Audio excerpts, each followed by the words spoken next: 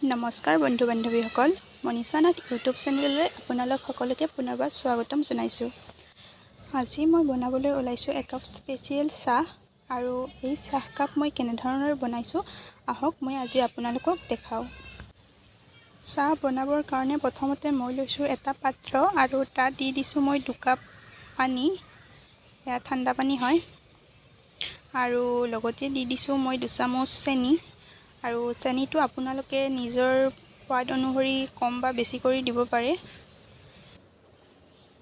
এতিয়া মই চেনিখিনি গলি যোৱাত ইয়াতে 2 চামুচ চাহপাত দি দিছোঁ আৰু এইখিনি মই এতিয়া ভালদৰে উতলিবলৈ দিম।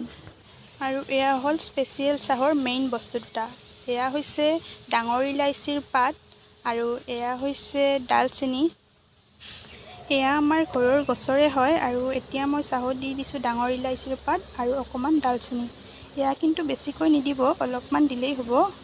আৰু এইখিনি দি মই ভালদৰে উতলাই লৈছোঁ।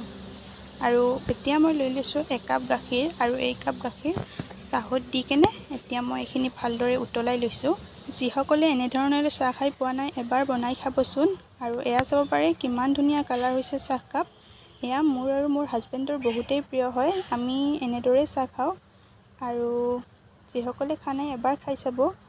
আৰু যদি ভিডিঅ'টো চাই ভাল লাগিলে তেতিয়াহ'লে লাইক কৰিব, কমেণ্ট কৰিব, শ্বেয়াৰ কৰিব, ছাবস্ক্ৰাইব কৰিব আৰু লগতে থকা বেল আইকনটো প্ৰেছ কৰি দিব। ধন্যবাদ।